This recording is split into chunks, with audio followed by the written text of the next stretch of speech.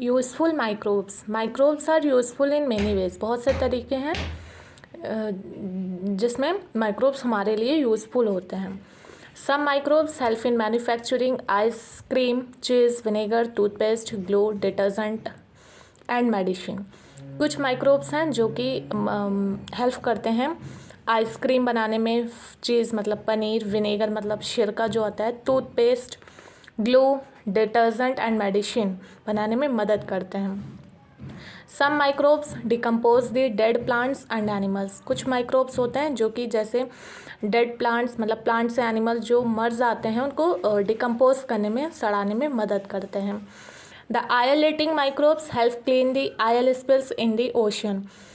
वो माइक्रोब जो कि आयल ईटिंग होती है मतलब आयल को खा लेते हैं, तो वो हेल्प करते हैं, मदद करते हैं ओशन में जो आयल स्पिल्स होता है उसको साफ़ करने में। आयल स्पिल का मतलब है कि जैसे पेट्रोलियम है, लिक्विड पेट्रोलियम, अगर वो मतलब सी या ओशन में रिलीज़ हो जाता है तो उसको आयल को ईट करके वो ओशन को क्लीन कर देते हैं। Bread are made soft and fluffy with yeast. अब हम ईस्ट का यूज़ करते हैं किस लिए? ब्रेड को बनाने के लिए। उससे क्या होता है कि ब्रेड बहुत ही सॉफ्ट बनती है एंड फ्लफी मतलब कि वो सॉफ्ट फर होते हैं, रोवेदार थोड़ा सा होती हैं, तो ब्रेड बहुत ही सॉफ्ट एंड फ्लफी बनती है ईस्ट की मदद से। Bacteria convert milk into curd. The thicker the curd the more are the bacteria present in it. Bacteria क्या करता है? मिल्क को कन्वर्ट कर देता है कर्ड में, मतलब दूध को दही में बदल देता है। जितना ही ज़्यादा दही मोटा होता है, थिक होता है, उतने ही ज़्यादा उसमें बैक्टीरिया होते हैं। Some bacteria are even present in our intestine. कुछ बैक्टीरिया हैं जो हमारे इंटेस्टाइन में भी प्रेजेंट होते हैं। They are useful for the digestion of food. ये हमारे फूड को डाइजेस्ट करने में भी यूजफुल होते हैं। Harmful microbes. अब कुछ माइक्रोब्स हैं जो कि हमारे लिए नुकसानदायक भी होते हैं। Many microbes are harmful to us. बहुत से माइक्रोब्स हैं जो कि हमारे लिए नुकसानदायक हैं। The harmful microbes are called germs. उन्हीं हार्मफुल माइक्रोब्स को जर्म्स कहा जाता है। They cause many diseases. वे बहुत सी बीमारी फैलाते हैं। Germs enter our body in different way such as. Germs जो हैं, ये जो हार्मफुल माइक्रोब्स हैं, ये हमारी बॉडी में एंटर कर जाते हैं बहुत तरीके से। कौन से तरीके हैं? जैसे ब्रीथिंग इन डर्टी एयर हैविंग जर्म्स।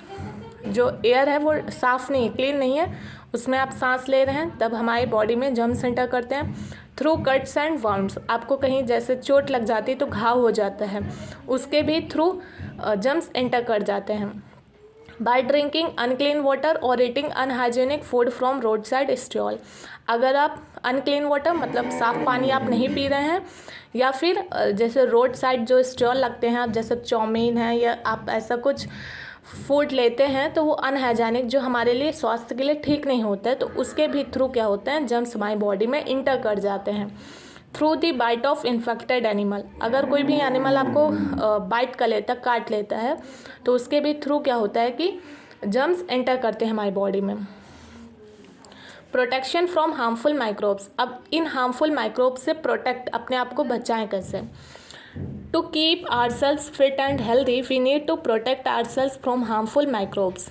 अपने आप को फिट एंड हेल्दी, अपने आप को स्वस्थ रखने के लिए हमें ज़रूरत होती है कि हम अपने आप को इन हार्मफुल माइक्रोब्स से बचा के रखें।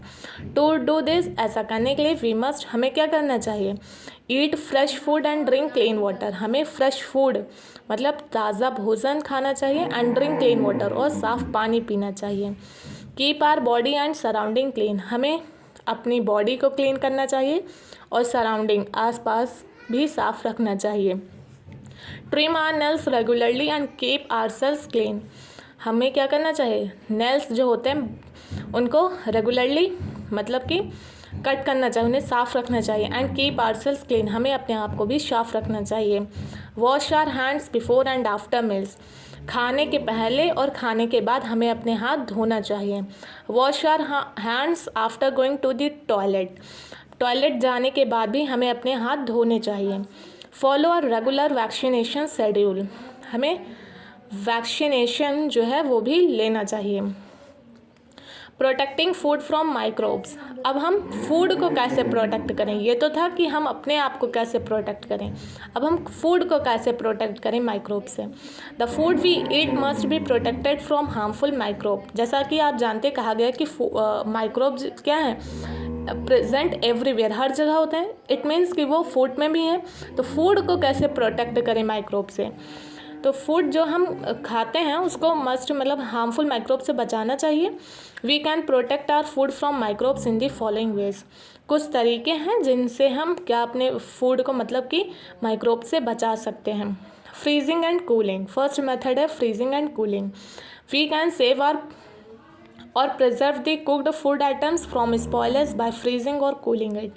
हम क्या कर सकते हैं, जैसे जो कुक्ड फूड है, जो बना हुआ जो खाना होता है, उसको हम ख़राब होने से कैसे बचा सकते हो, ख़राब ना हो उसको फ्रीज कर सकते हैं, फ्रिज में रख सकते हैं। Food can stay safe in a refrigerator for many days because low temperature slows down the growth of microbes. Food जो है रेफ्रिजरेटर में सेफ सुरक्षित रह सकता है बहुत दिनों तक, क्योंकि लो टेम्परेचर में जो माइक्रोब हैं वो बहुत ही स्लो ग्रो करते हैं, बहुत धीरे धीरे ग्रो करते हैं। हीटिंग, हीट करके भी हम फूड को माइक्रोब से बचा सकते हैं। Microbes can not grow in very hot surrounding. अब बहुत ही ज़्यादा टेम्परेचर हो जाए, बहुत ही ज़्यादा गर्मी हो जाए तो खाना जो है माइक्रोब्स उसमें ग्रो नहीं करते हैं। They die at high temperature, वे मर जाते हैं, हाई टेम्परेचर पे वे मर जाते हैं। So milk and water are boiled to kill the harmful microbes present in them. इसलिए मिल्क और जो वाटर होता है, जो दूध और पानी होता है, उसको बॉयल किया जाता है, उबाल दिया जाता है हार्मफुल माइक्रोब जो उसमें प्रेजेंट होते हैं उनको मारने के लिए। डिहाइड्रेशन, थर्ड मेथड है डिहाइड्रेशन। डिहाइड्रेशन का मतलब क्या होता है, removal of water from any substance is called dehydration. मतलब कि कोई भी सब्सटेंस है उससे पानी को हटाना, उसी को डिहाइड्रेशन कहते हैं। Dehydration of food is commonly carried out in an oven और by keeping it in the sun। Dehydration of food commonly जो है कैरिड कहाँ की जाती है, ओवन में या फिर सन में। सब्सटेंस को सन में रख दीजिए, वो उससे पानी रिमूव हो जाता है। It does not allow microbes to grow.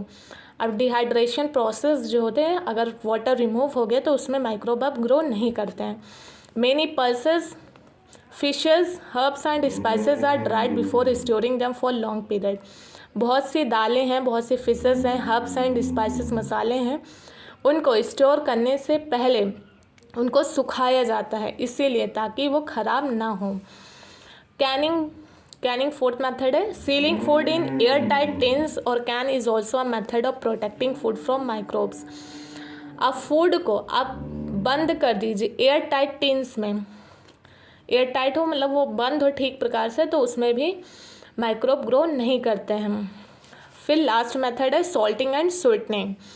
आप उसमें जैसे क्या होता है, पिकल्स होता है, उसमें हम बहुत ज़्यादा क्या करते हैं, नमक डालते हैं। और स्वीटनिंग हम गुड़ का भी यूज़ करते हैं। जैसे टू मच ऑफ सॉल्ट और sugar in food does not allow the microbes to grow in them. अगर हम बहुत ज़्यादा सॉल्ट या शुगर ऐड कर दें फूड में, उससे भी माइक्रोब ग्रो नहीं करते हैं उसमें। Therefore, many fruits and vegetables are preserved in the form of jams and pickles। इसलिए बहुत से जो फ्रूट्स होते हैं, जो वेजिटेबल, बहुत से जो फल और सब्जियां हैं, वो जैम और पिकल अचार के रूप में उनको प्रिजर्व बचा के रखा जाता है। This chapter and here. Thank you.